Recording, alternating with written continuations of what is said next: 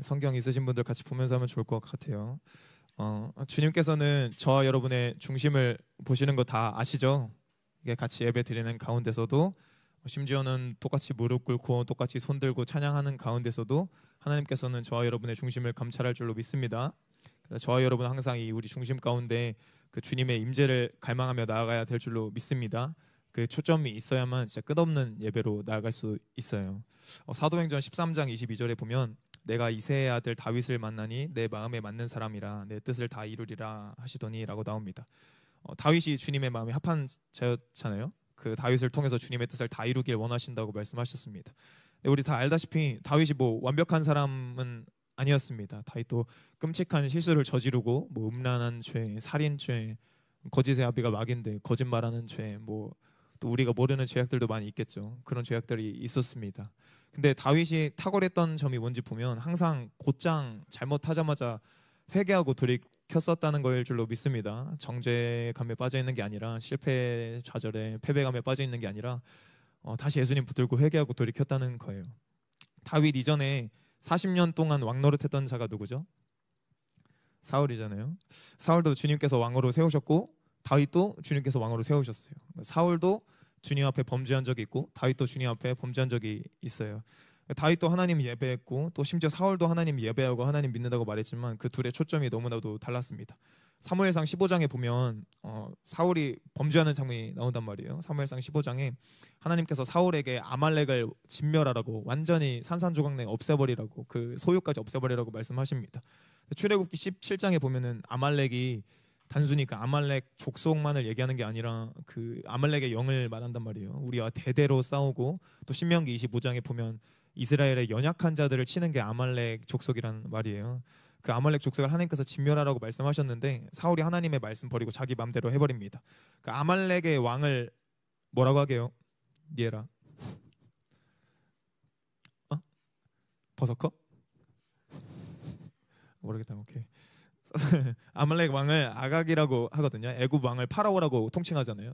그것처럼 아말렉 왕을 아각 왕이라고 말을 하는데, 하나님께서 진멸하라고 말씀하셨는데도 불구하고 사울이 아각 왕을 이렇게 화친을 맺어서 같이 데려옵니다. 살려서 데려옵니다. 또 가축들을 진멸하지 아니하고 좀 별로 안 좋아 보이는 가축들만 진멸하고 하나님을 예배하기 위해서 가져온다는 핑계로 귀한 주님을 예배하기 위한 제물들을 가져옵니다.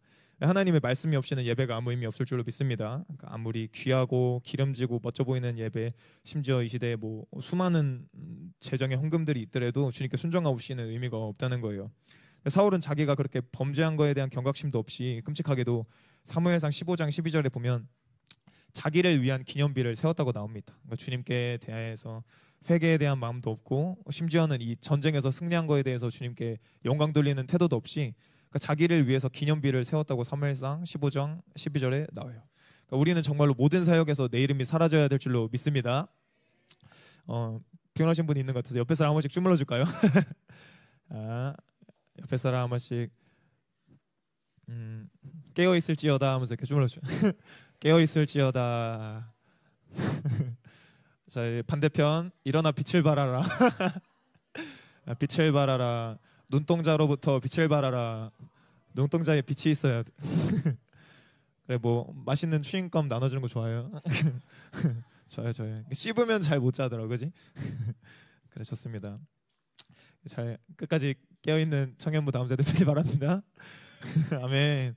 우리 또 귀한 언급할까 말까. 승원이, 네, 승원이가 와서 더 같이 이렇게 나라 지켜줘. 와,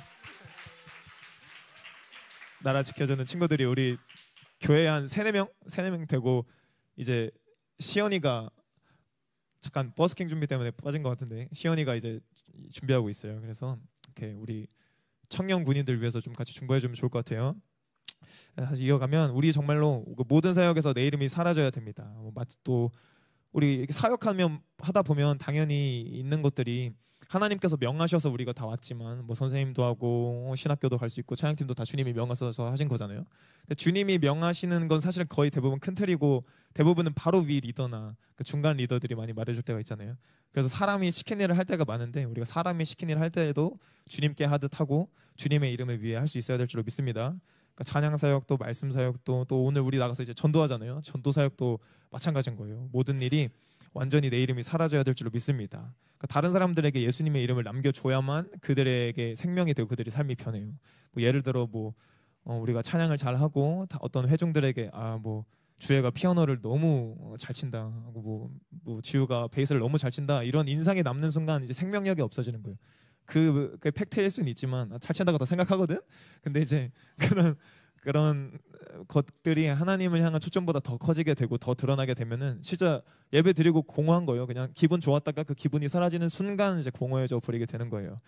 우리의 삶에 그렇게 내가 없어지고 예수님만 남아야 되는데 사울은 그렇지가 못하고 자기의 이름을 위한 기념비나 세우고 있는 게 현실이었습니다. 그러니까 저와 여러분도 하나님께 나아간다고 하면서 하나님 위한다고 하면서 나를 위한 기념비를 은근슬쩍 세우고 있는지 돌아봐야 되는 거예요.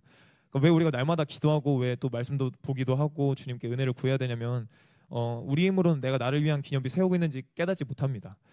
나는 그냥 하나님 위해서 하고 있고 나는 하나님 위해 열심히 살았다고 한 줄 알아요. 근데 마지막 지옥 가서 알아들을 수 없잖아요. 그러니까 우리가 하나님 앞에 기도하고 깨어서 주님 내 삶에 진짜 나를 위한 기념비가 있지는 않은지 깨닫게 해주세요 하면서 날마다 나아가야 될 줄로 믿습니다. 그러니까 우리 힘으로 구원 받을 수 없는 거랑 마찬가지로 우리 힘으로 깨달을 수가 없습니다. 우리 힘으로 내 생각으로 깨달을 수 있으면 내 힘으로 구원 받을 수 있다는 거랑 똑같은 말이에요. 그러니까 내 힘으로 깨달을 수 없다는 걸 깨닫고 나아가길 바랍니다. 다윗 밑에 있던 요압 장관도 마찬가지였습니다.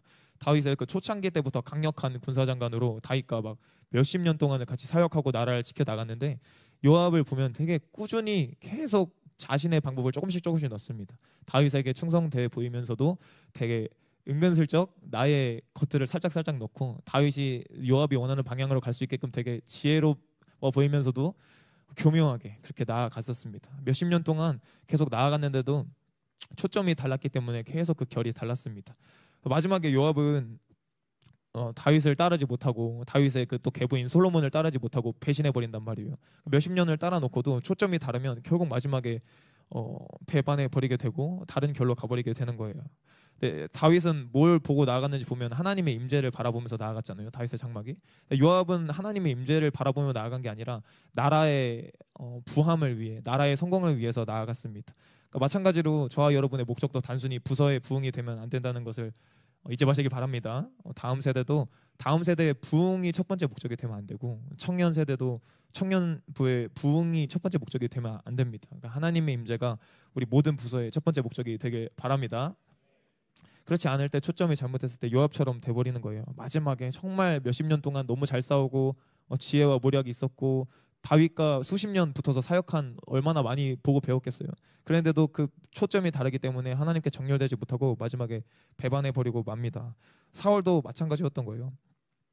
그 당시 선지자였던 사람이 사무엘이잖아요. 그 사무엘이 사울에게 하나님의 말씀 전하면서 회개를 막 촉구해요. 이제 너 하나님께 너 버림받고 싶지 않으면 회개해라 이런 말을 하는데 사울이 회개하는 모습을 보여주는데 그 보면 다들 뭐 아실 분은 아시겠지만 정말 안타깝습니다. 사무엘상 15장 30절에 보면 사울이 이르되 내가 범죄하였을지라도 이제 청하옵나니 내 백성의 장로들 앞과 이스라엘 앞에서 나를 높이사 나와 함께 돌아가서 내가 당신의 하나님 여호와께 경배하게 하소서 하더라 라고 나옵니다. 그러니까 내가 범죄하였을지라도 라고 하면서 내가 범죄했다는 걸 깨달은 것처럼 좀 회개의 모습이 보여요. 죄를 깨달은 게 회개라고 착각할 때가 있잖아요. 그러니까 회개의 아주 지극히 일부분입니다. 여기 보면 나에 대한 게 얼마나 나오는지 몰라요. 사울이 이르되 내가 범죄하였을지라도 하고 내 백성의 장로들과 또 나를 높이사 나와 함께 돌아가서 내가 당신의 하나님 여호와께 하면서 계속 나를 위한 기념비를 세우고 있는 거랑 마찬가지입니다. 보면 사울의 예배의 목적은 자신을 높이기 위해서였습니다. 그러니까 장로들과 이스라엘 앞에서 나를 높여주셔서 하나님께 경배하게 하소서라고 말합니다. 이 말이 얼마나 어이없는 말인지 몰라요. 그러니까 제가 뭐 누구한테 예배 드릴 때 뭐 선생님들한테 뭐 선생님 저를 높여주셔서 하나님 예배하게 해주세요. 이거 뭐 도무지 말이 안 되는 끔찍한 일들이 사실 기념비 세운 것도 끔찍한 일이죠. 근데 사람이 나한테 집중하게 될수록 이렇게 멍청한 짓을 하는 게 이렇게 사람의 목적인 거예요. 그러니까 사울의 목적이 초점이 이렇게 됐던 겁니다. 저와 여러분 안에 있는 모든 이 사울의 초점이 예수님의 이름으로 부서지길 축복합니다. 어떤 사람의 중심이 드러나는 거는 대부분이 극단적인 상황에서 많이 드러나잖아요. 그렇지 않아요? 너무나 답 없는 상황에서 드러나기도 하고 아니면 너무나 행복하고 평안한 상황에서 드러나기도 하고 우리가 이제 행복하고 평안해졌을 때 예수님 떠나면 어떻게 되는 거예요? 내가 힘들었어서 주님 찾았다는 고백이란 말이에요. 그러니까 마찬가지로 다윗도 마찬가지였어요. 다윗도 아주 힘들었던 때가 있고 왕이 되었던 때가 있는데 아주 힘들었던 상황에서 계속 주님 의지하고 주님 찬양하고 주님께 일일이 모든 것을 물어보고 또 응답해 주시는 대로 순종하며 나아갔던 게 다윗이고, 또 먼저는 유대인의 왕이 됐잖아요. 그 다음에 나중에 이스라엘의 왕이 되었을 때도 그 엄청난 힘과 권세와 존경을 얻었을 때에도 다윗의 초점은 같았습니다. 그러니까 왕이 되자마자 하는 일을 보면 하나님의 궤를 옮겼단 말이에요. 그러니까 다윗은 주님의 임재에 온전히 초점을 맞춘 자였습니다. 사무엘하 5장에서 드디어 온 이스라엘의 왕이 되고 또 이스라엘의 왕이 된 후에 일어난 전쟁에서도 하나님께 여쭤보며 나아갔습니다. 유대의 왕이 되었을 때보다 이스라엘의 왕이 되면 이제 힘과 부와 명예가 꽤 커져서 이제 웬만한 거는 무력으로 어느 정도 컨트롤할 수 있고 주님께 물어보지 않고도 일단 싸워보고 물어볼 수 있는데도 불구하고 다윗은 왕이 된 다음에도 주님께 물어보면서 나아갔습니다. 그러니까 르바임 골짜기에서 블레셋과 두 번의 전쟁이 있었는데 첫 번째 전쟁에서 다윗이 하나님한테 주님 어떻게 싸웁니까? 어떻게 하면 이길 수 있습니까? 물어봅니다. 그랬더니 하나님이 정면 돌파하라고 말씀하시고 다윗은 그 말씀에 순종해서 정면 돌파를 합니다. 그래서 완벽하게 이깁니다. 두 번째 전쟁에서도 똑같은 장소인 르바임 골짜기에서 블레셋과 전쟁을 하게 됐는데 그때도 다윗은 여전히 하나님께 물어보았습니다. 그랬더니 이번에는 하나님께서 저번에는 정면 돌파라 그랬잖아요. 정면 돌파라고 안 하시고 뒤로 돌아서 뽕나무 숲을 맞은편에서 기습하라고 말하십니다. 그리고 타이밍까지 알려주시는데 인생은 막 타이밍이다 뭐 이런 말이 있잖아요. 그 타이밍이다 라는 말이 있는데 미안해요. 드립 치려다가 약간 소금 먹었어요. 그 타이밍이 너무 중요하니까 주님께서 알려주셨는데 언제 공격하라고 말하냐면 뽕나무 꼭대기에서 덕이 안 돼도 뭐 양해 부탁드립니다. 뽕나무 꼭대기에서 걸음 걷는 소리가 나면은 기습하라고 말씀하십니다. 이게 얼마나 덕이 안 되는 얘기예요. 걸음 걷는 소리가 어디서 나죠? 땅바닥에서 나잖아요. 왜냐면 발이 우리 머리에 있는 게 아니라 발에 있기 때문에. 근데 꼭대기에서 이런 얘기하다 보면 영희 선생님을 쳐다볼 수밖에 없어. 그래서 뭐 저번에 이렇게 그랬는데 아무튼 뽕나무 꼭대기에서 걸음 걷는 소리가 나거든 기습하라고 말씀하셨단 말이에요. 완전히 비이성적이고 비상식적인 응답이란 말이에요. 땅바닥에서 나는데 걸음 소리가 나무 꼭대기에서 걸음소리 들어본 적이 없는데 그걸 들어보고 그때 공격하라고 말씀하시는 거예요. 다윗은 내 방법, 내 경험, 내 이름이 아무것도 없었던 자였기 때문에 그 말씀에도 순종하고 승리하며 나아갑니다. 실제로 꼭대기에서 걸음소리가 났고 뭐였겠어요? 영적인 그런 걸음들이었겠죠. 다윗은 주님께 주파수가 맞춰있기 때문에 이 하늘이 이 땅만이 아니라 영적인 소리까지 다 들었던 거잖아요. 저와 여러분도 그렇게 내 모든 것을 내려놓을 수 있어야 될 줄로 믿습니다. 그렇게 다윗이 전쟁에서 승리하고 바로 한 일이 언약궤를 옮기는 일이었어요. 하나님의 임재를 뜻하는 언약궤를 옮기는 일이었습니다. 왕이 돼서 사울처럼 내가 진짜 이제 광야 생활에서 엄청 고생하다가 유대 왕으로도 한 7년 하다가 드디어 온 이스라엘의 왕이 됐다 하면서 기념비 조그만한 거 할 수 있잖아요. 뭐 조그만한 기념품이라도 만들 수 있는데 전혀 만들지 않고 언약궤를 옮기고 성전을 재건하려고 했습니다. 어떤 일이 벌어졌는지 보면 민수기 4장 15절에 보면 언약궤와 모든 성물은 레위 지파들이 어깨에 메고 가야 된다고 나오잖아요. 그렇게 하지 않고 수레에 싣고 옮기는 일이 벌어집니다. 그 당시에 우상을 옮길 때 수레에 싣고 옮기는 일이 비일비재했다고 해요. 마치 우상을 옮기는 것처럼 옮기게 되고 수레에 실으니까 덜컹덜컹 할 수 있잖아요. 덜컹덜컹 하는 사이에 언약궤가 떨어지려고 하고 그 당시에 제사장 우사가 그 떨어질까봐 손을 대게 되고 결국은 직사하고 맙니다. 주님께서 절대로 언약궤에 손대지 말라고 하고 또 함부로 바라보지도 말라고 말씀하셨단 말이에요. 하나님의 말씀 없이는 주님의 임재도 없다는 것을 잊지 마시기 바랍니다.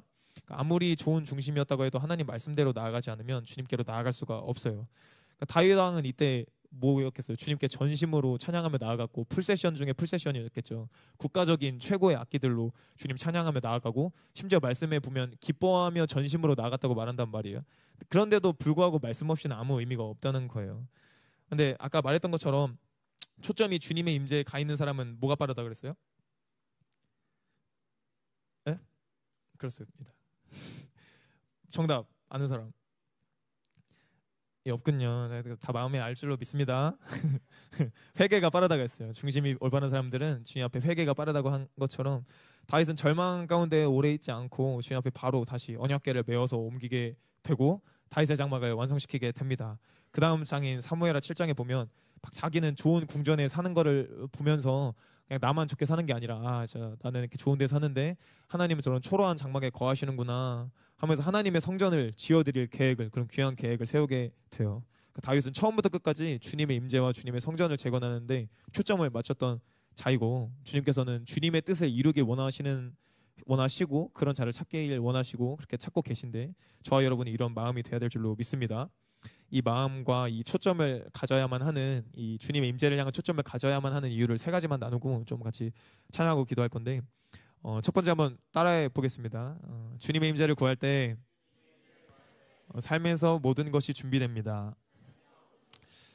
아멘. 창세기 22장 14절에 보면 아브라함이 그 땅 이름을 여호와 이레라 하였으므로 오늘 날까지 사람들이 이르기를 여호와의 산에서 준비되리라 하더라. 아멘. 이렇게 나오는데, 그 아브라함이 이삭을 바치는 장면에서 나오는 말인데요. 그러니까 아브라함이 이삭을 온전히 내려놓을 때 하나님께서 이삭을 대신할 번제물을 예비해 놓으셨고, 그리고 아브라함이 진짜로 이제 충성된 종이다, 정말 나를 경외하는구나, 이렇게 인정받게 됩니다. 그러니까 여호와 이레는 통상적으로 준비하시는 하나님, 뭐 예비하시는 하나님 이렇게 많이 알려져 있는데, 성경에 나오는 더 디테일하고 정확한 의미는 여호와의 산에서 준비되리라입니다. 여호와의 산이 무엇을 의미해요? 주님의 얼굴을, 주님의 임재를 의미합니다. 그래서 또 다른 말로 또 성전을 의미하죠. 한번 시편 24편 같이 읽어볼까요? 시편 24편 3절부터 6절입니다. 시편 24편 3절부터 6절.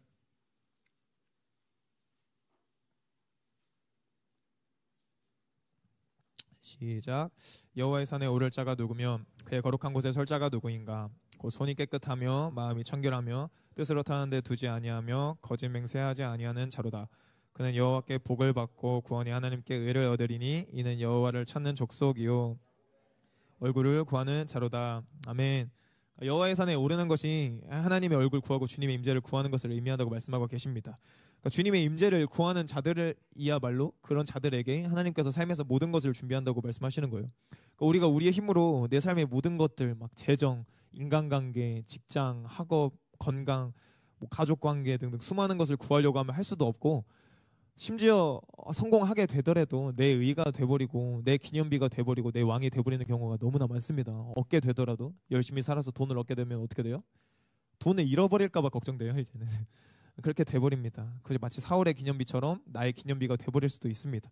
근데 하나님의 임재를 구하고 여호와의 산에 오르는 자들에게는 모든 것이 준비된다고 말씀하시는 거예요. 그래서 주님이 먼저 그의 나라와 그의 의를 구하라, 그리하면 모든 것을 더하리라고 말씀하셨잖아요. 그것이 주님의 나라와 주님의 의의 궁극적인 차원이 주님의 임재일 줄로 믿습니다. 주님과 사랑을 나누는 것일 줄로 믿습니다.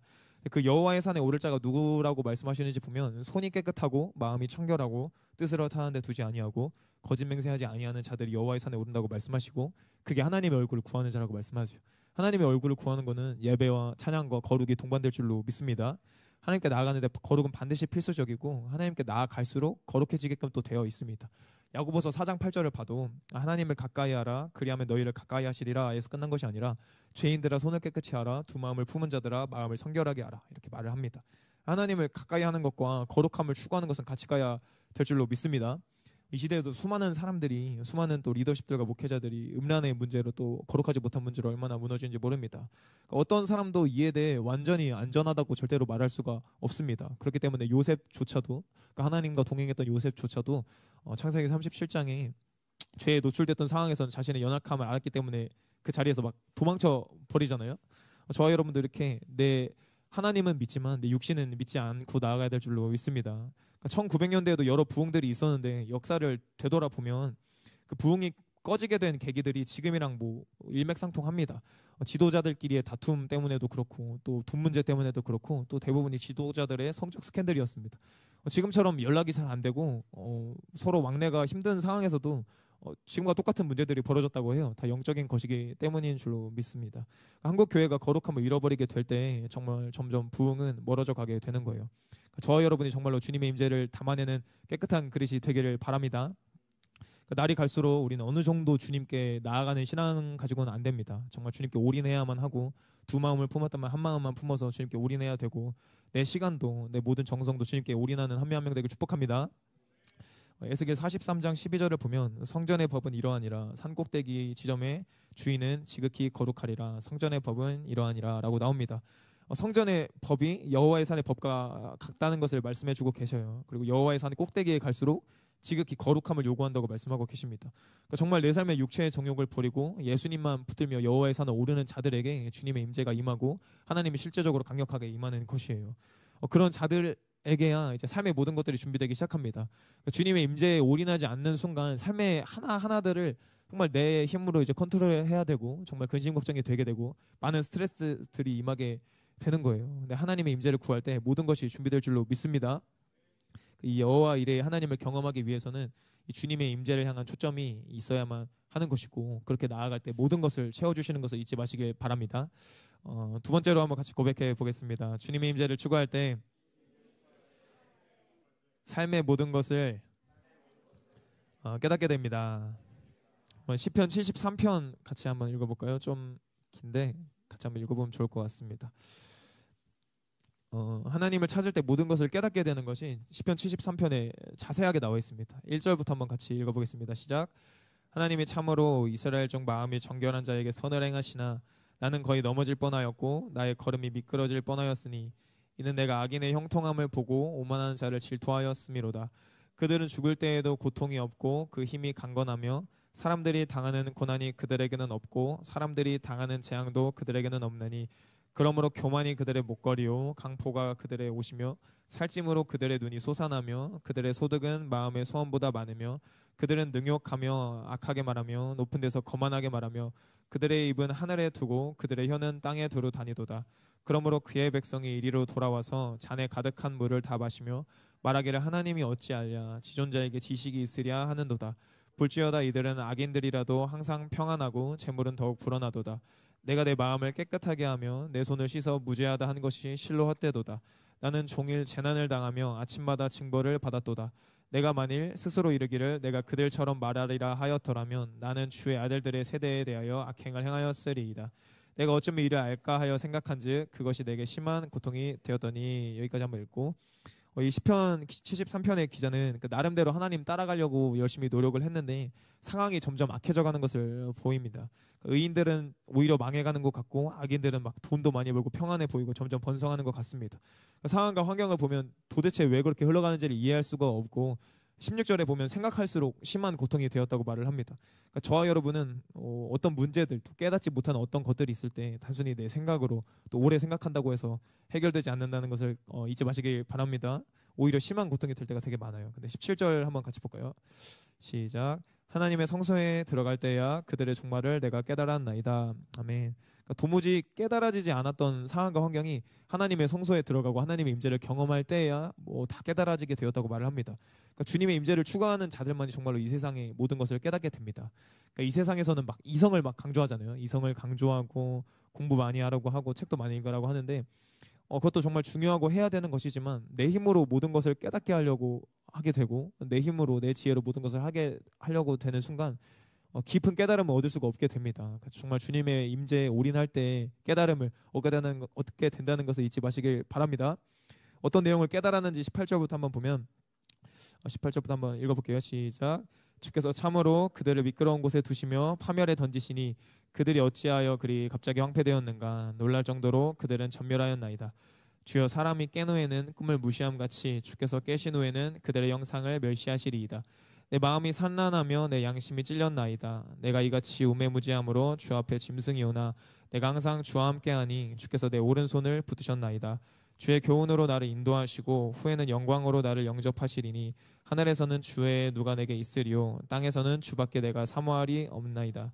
내 육체와 마음은 쇠약하나 하나님은 내 마음의 반석이시오 영원한 분기지시라. 무릇 주를 멀리하는 자는 망하리니 음녀같이 주를 떠난 자를 주께서 다 멸하였나이다. 하나님께 가까이함이 내게 복이라. 내가 주 여호와를 나의 피난처로 삼아 주의 모든 행적을 전파하리이다. 아멘.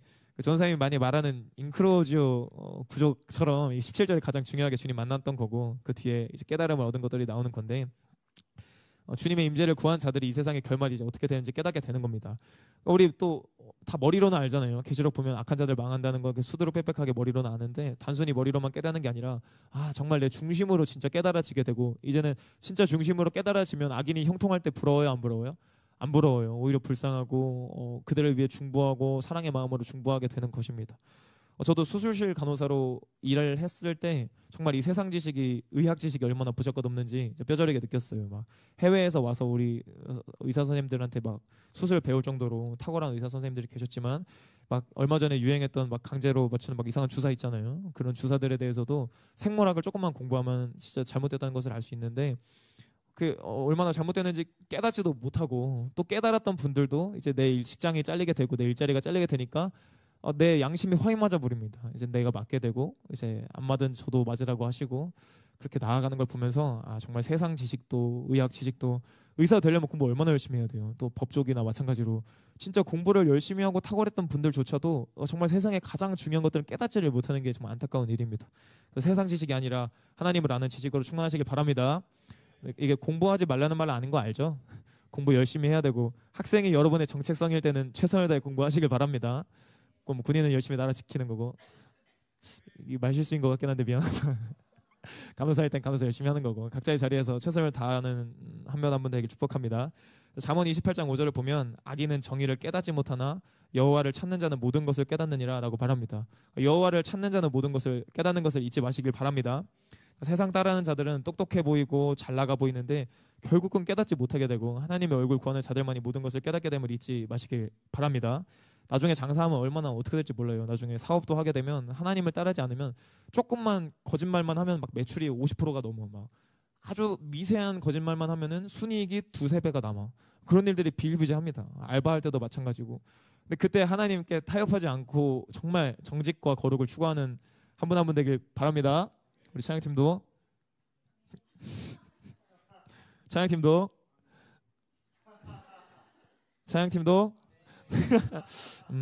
군대 한번 가야 되겠는데 군대 한번 가야 되겠는데 세상 따라하는 자들은 이렇게 깨닫지 못합니다. 영적인 것은 부익부 빈익빈이에요. 없는 자는 그 있는 것도 빼앗기고 있는 사람은 내가 만족했어야 해도 그럴 수 없습니다. 계속 들어옵니다. 있는 사람들에게는. 주님의 임재를 추구하는 자들은 주님의 임재를 경험해서 너무 달콤해서 더 갈망하고 사랑하게 되고 반대로 주님의 임재가 아니라 내 이름, 내 종교, 내 사역을 추구하는 자들은 그렇게 할수록 주님의 임재를 향한 갈망마저도 점점 못 느끼게 되고 나중엔 구해야 되는지도 깨닫지 못하게 됩니다.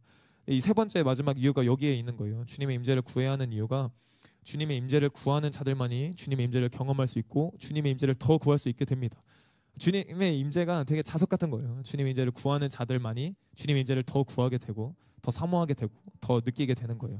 하나님의 성소에 들어간 자가 진짜 주님의 임재를 추구하는 자가 할 수 있는 고백이 시편 73편의 28절 말씀처럼 하나님께 가까이함이 내게 복이라입니다.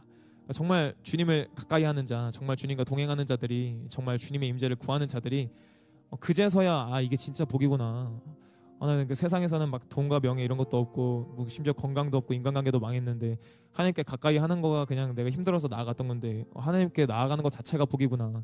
하나님의 얼굴 구하는 것 자체가 복이구나. 내가 하나님께 복 받으려고 나아갔는데 내 문제 해결되려고 나아갔는데 내 기름 부음 받고 사역 성공하려고 나아갔는데 그게 아니라 정신 차려 보니까 하나님께 나아가는 게 복이구나. 하나님은 내가 뭘 하기 위해서 오시는 분이 아니라 내가 좋아서 오시는 분이구나. 근데 나는 하나님 이용해 먹으려고 했구나. 나를 사랑하는 사람을 내가 이용해 먹으려고 했구나 하는 거를 하나님의 성소에 들어갈 때 깨닫게 된다는 거예요. 하나님께서 바뀌신 게 아니에요. 하나님은 항상 우리에게 사랑의 고백을 하시고 우리의 마음의 문 밖에서 항상 두드리고 계신데 우리가 안에서 잠그고 있는 거예요. 하나님 돌파가 필요합니다. 어쩔 때는 은사가 필요합니다. 기름 부음이 필요하고 사역의 확장이 필요합니다. 뭐 우리 부서의 돌파가 필요합니다. 그것도 좋은 기도 제목이에요. 근데 하나님은 첫 번째로 우리한테 그거 시킨 게 아니란 말이에요. 하나님과의 사랑의 관계, 그 신부의 영성을 구하며 나아가는 저 여러분 되길 바랍니다. 진짜 교제하는 자들이 진짜 갈망할 수 있게 되고 이게 너무나 사활적으로 정말 목숨을 걸 만큼 중요한 것이에요. 마태복음 5장 3절 6절에 보면 심령이 가난한 자는 복이 있나니 천국이 그들의 것이며 라고 말을 했고 의에 줄이고 목마른 자는 복이 있나니 그들이 배부를 것이며 라고 말을 했습니다. 이것은 단순히 복에 대해 말하는 게 아니라 진짜 천국 백성의 특징에 대해서 말하고 있는 장면이에요. 그러니까 내가 진짜 주님 앞에 깨어있는가 아니면 내가 진짜 주님을 닮아가고 있는가, 정말 내가 오늘 지금 죽으면 주님 곁에 갈 수 있을까 하는 고민들이 있을 때 돌아볼 수 있는 지표가 여기에 있습니다. 단순히 내가 오늘 뭐 교회에서 10시간 12시간 섬겼다, 이번 일주일 하나님께 뭐 올인해서 섬겼다, 뭐 심지어 전도했다, 찬양팀 내가 이번에 뭐 이번 주에 새 예배 찬양팀 풀로 섬기고 뭐 만약에 인도했다, 이런 거가 또 그 가운데서 능력이 전파되고 사람들이 막 은혜 받고 그랬다, 이게 지표가 아니라 정말 내 심령이 가난하고 의에 줄이고 목이 마른지, 정말 내 심령이 하나님 앞에 더 절절해지는지가 지표입니다. 심령의 가난은 하나님의 얼굴을 구할 때 더 생기게 됩니다. 의에 줄이고 목마름은 의에 더 나아갈 때 생기게 됩니다. 주님의 임재를 구하고 경험할 때 더욱 생기게 된다는 것을 잊지 마시길 바랍니다. 그 갈망이 이 예배 가운데 부어지고 또 앞으로 여러분이 이 갈망과 이 초점을 절대 놓치지 마시길 바랍니다. 이 갈망이 없을 때 얼마나 고민이 되는지 몰라요. 저도 이 갈망이 없을 때 얼마나 고민이 되는지 모르고 처음 주님 만났을 때 가끔 또 요새 생각해 보면 정말 주님 사랑했던 때가 더 있는데, 더 깊이 주님 사랑했던 때가 있는데 지금 얼마나 부족한지 모릅니다. 처음 주님 만나고서는 밤에 어렸을 때 니엘이 나이 때인가 뭐 더 어렸을 때였는데 그냥 혼자 밤에 가족들 다 잘 때 누워가지고는 혼자 손들고 막 하나님을 찾았단 말이에요. 하나님이 너무 사랑하고 달콤하고 좋으니까. 그러고서 혼자 마음으로 부르시는 거예요. 옆에 가족들 깨울 수는 없으니까 소리는 못 질렀는데 마음이 절절하게 녹는 거예요. 여러분도 그랬을 때가 있지 않아요? 그랬을 때가 다 있고 또 그렇게 갈망할 때가 있지 않아요? 각자의 모양과 방향은 다르지만 주님과 처음 만났을 때, 또 주님과의 갈망이 깊어졌을 때, 그때가 다 있을 줄로 믿습니다. 그 초점을 놓치지 마시고 끝까지 나아가시길 바랍니다. 우리가 어떤 음식을 봐도 먹어봐야 그게 또 다시 먹고 싶잖아요. 내가 먹어봤었는데 너무 맛있어서 그게 진짜 먹고 싶다, 또 추천하고 싶다, 그런 거잖아요. 마찬가지로 그 생명에 떠 계신 예수님을 우리가 맛보아야만 알 수 있고, 맛보아야만 또 생명에 떠 계신 예수님을 경험하고 싶다 하며 나아갈 수 있고, 계속 지속적으로 그렇게 맛보아야 될 줄로 믿습니다. 오늘 예배 때 주님의 임재를 경험하고 더 경험하는 시간 되기를 바랍니다. 그래서 한번 같이 좀 한 가지 찬양하면서 나아가면 좋을 것 같아요. 이 찬양 가사 보면 하나님 형상으로 빚으시고 주님처럼 깨끗하게 해달라고 하잖아요. 싱어들도 같이 해주면 좋거든요. 주님의 얼굴을 구할 때 주님을 닮아가고 진짜 신자 되는 것을 또 이렇게 묵상하면서 같이 나아가면 좋을 것 같습니다.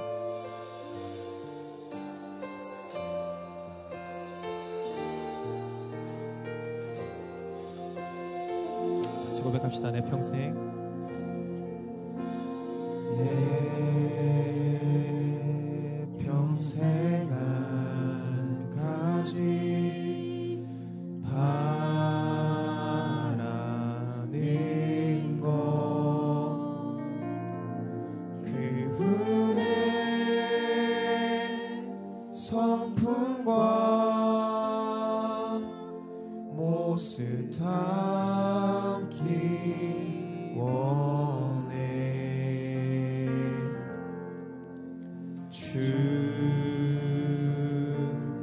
주님이 나를 아시는 것처럼 온전히 나도 알 길을 갈망하네.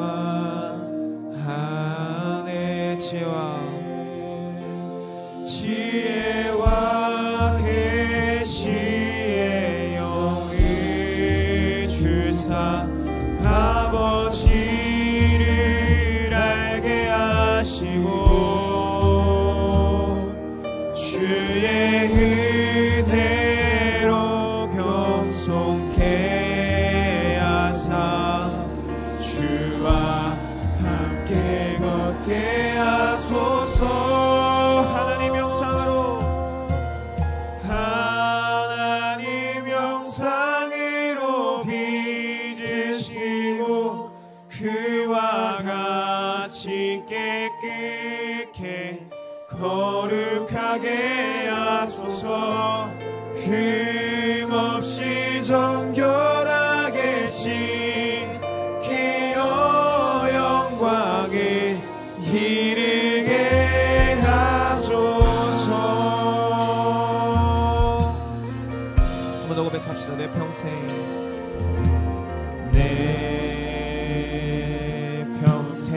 한 가지 바라는 것, 그분의 성품과 모습 담기 원해.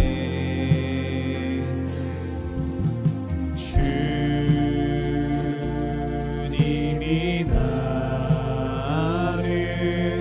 아시는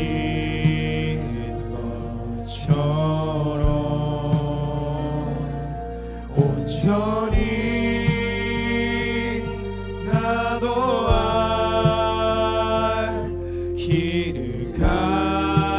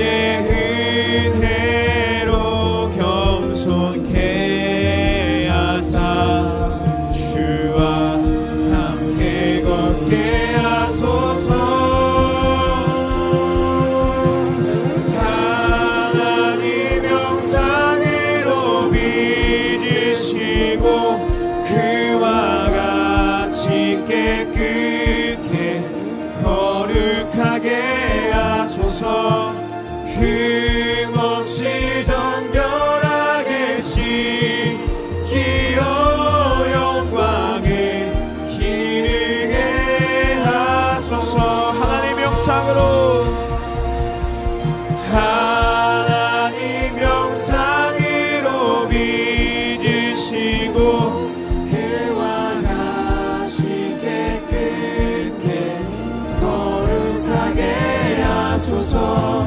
흠없이 정결하게 씻기어 영광에 이르게 전심으로 고백합시다. 하나님 영상으로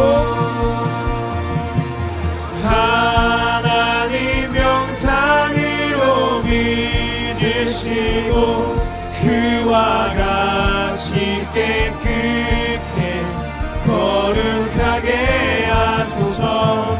흠없이 정결하게 씻기어 영광에 이르게 하소서. 하나님 영상으로 하나님 영상으로 믿으시고 그와 같이 깨끗게 거룩하게 하소서. 흠없이 정결하게 씻기어 영광에 이르게. 우리 진심으로 같이 고백하기 원합니다. 신자 되기 원합니다. 신자 되기 원합니다. 진심으로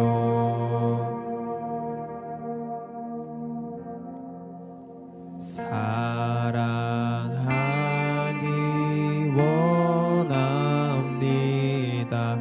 진심으로 한 번 더 고백합니다. 신자 되기 원합니다. 주님께 전심으로 나아갈 분들 같이 일어나서 찬양하면 좋겠습니다. 신자 되기 원합니다. 진심으로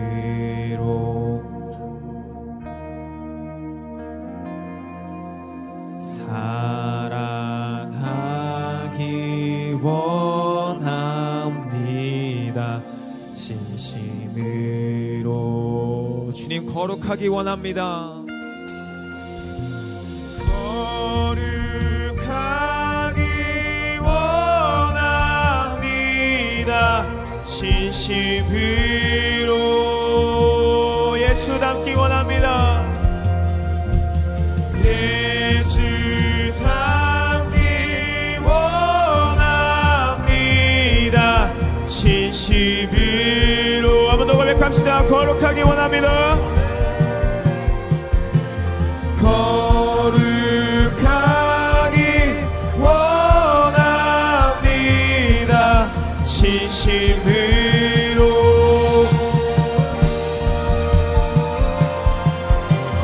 예수 닮기 원합니다. 진심으로 전심으로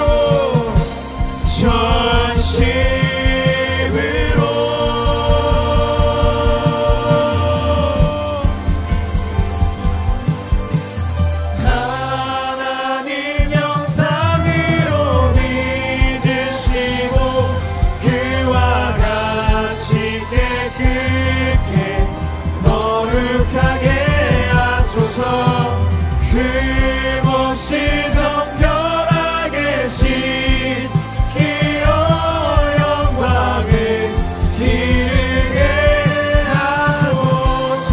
하나님 영상으로 하나님 영상으로 믿으시고 그와 같이 깨끗게 거룩하게 하소서. 흠없이 정결하게 씻기어 영광에 이르게 하소서. 하나님 영상으로 하나님 영상으로 믿으시고 그와 같이 깨끗게 거룩하게 하소서. 흠없이 정결하게 씻기어 영광에 이르게 하소서. 우리 시간마다 같이 기도할 때 주님, 우리가 주님의 임재를 향한 초점을 회복되기를 원합니다. 주님과의 첫사랑이 회복되기를 원합니다. 주님 하늘의 문을 여시고 주님 이곳에 강력히 임재하여 주시고 우리의 마음을 주님 앞에 온전히 열고 주님 임재를 먹고 마시는 시간 될 수 있도록 주님 은혜를 베풀어 주십시오. 우리 그런 기도 제목 가지고 전심으로 주여 세 번 외치고 나아갑시다. 주여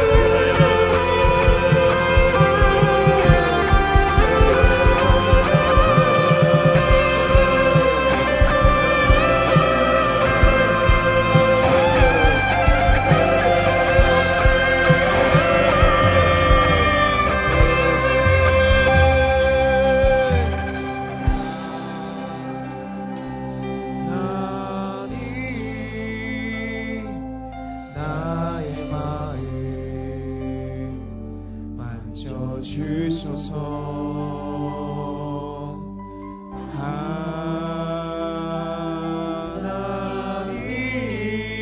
하나님 나의 영혼 새롭게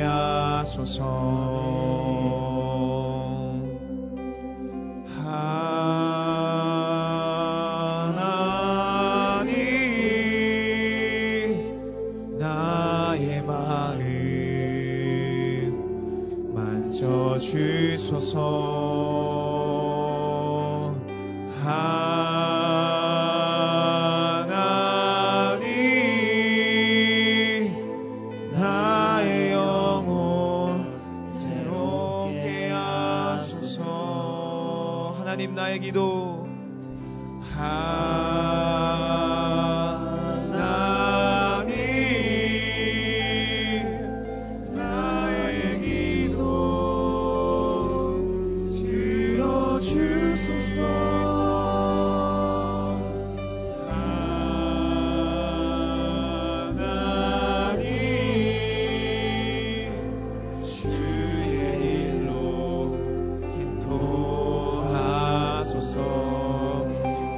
같이 기도하길 원합니다. 주님, 저희들이 하나님의 형상을 닮아가길 원합니다.